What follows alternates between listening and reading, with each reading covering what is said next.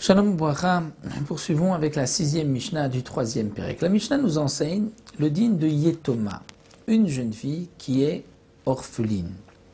Sheli Tarsa, qui a été fiancée.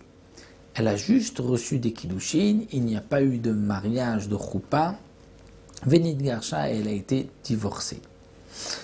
Donc, elle est orpheline, elle a été fiancée, kiddushin et divorcée, mais elle est encore Betula vierge et un homme l'a violée ou l'a séduite. Quel sera le din? Rabbi Lazar Omer amefate patour ve'ones chayav. Si quelqu'un l'a violée, il devra payer ce qu'il lui doit. Mais si il l'a séduite, il ne devra pas payer. Pourquoi?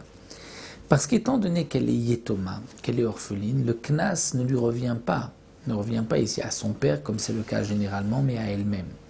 Et puisque elle a été séduite, c'est qu'elle renonce à cet argent, puisqu'elle a accepté.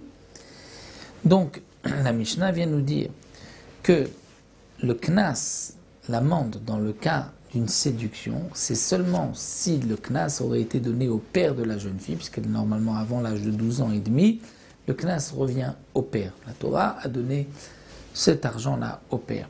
Mais c'est lorsque il y a un père ou lorsque le père peut recevoir cet argent. Mais si elle est orpheline et qu'elle n'a pas de père, donc l'argent sera pour elle. Ou bien, même dans le cas où elle n'est pas orpheline, mais dès qu'elle a été fiancée et divorcée, le père n'a plus de prise sur sa fille.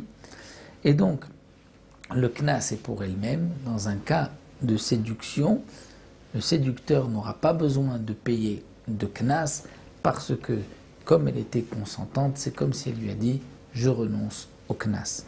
Donc voici pour cette petite Mishnah, et nous retrouvons Bezrat Hashem avec une belle Mishnah dans l'explication de Bochet et Pugam et le Knas que nous verrons Bezrat Hashem la fois prochaine.